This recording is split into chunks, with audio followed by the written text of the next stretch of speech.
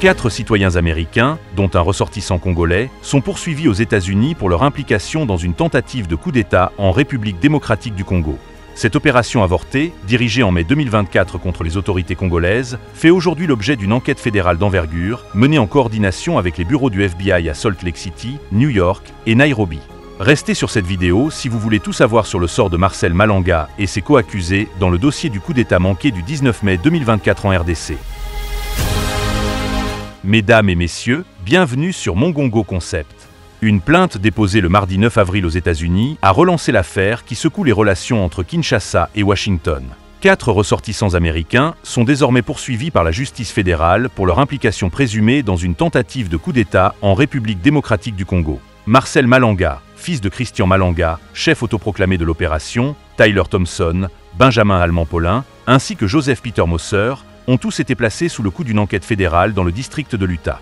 Les 3 premiers ont été extradés de Kinshasa le 8 avril, tandis que Mosser a été interpellé directement aux États-Unis. Le lendemain, Marcel Malanga, Thompson et Allemand-Paulin ont comparu devant un tribunal fédéral à Brooklyn.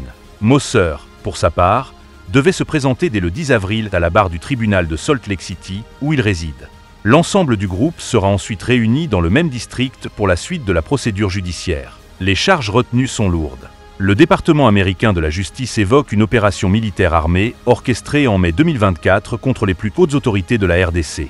Selon la plainte, les accusés visaient directement le président Félix Tshisekedi et le ministre de l'économie, alors Vital Kamerhe, en attaquant simultanément le palais de la Nation et la résidence de Kamerhe, en plein cœur de Kinshasa. Le bilan avait été dramatique. Au moins 6 personnes avaient été tuées au cours de l'assaut. L'objectif affiché des assaillants était de renverser le régime en place et d'instaurer un nouvel ordre baptisé Nouveau Zaïre, avec à sa tête Christian Malanga, mort durant les affrontements. Si les concernés restent présumés innocents, les peines encourues sont sévères. Jusqu'à 15 années de prison pour complot en fourniture de soutien matériel et la perpétuité en cas d'inculpation pour usage d'armes de destruction massive, à des projets d'attentats contre des institutions ou encore à des tentatives d'enlèvement ou d'assassinat à l'étranger.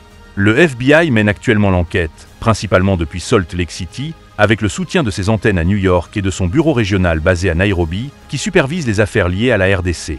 Pour mémoire, les 3 principaux accusés avaient été condamnés à mort en septembre 2024 par la justice congolaise pour leur rôle dans l'attaque du 19 mai contre le palais de la Nation.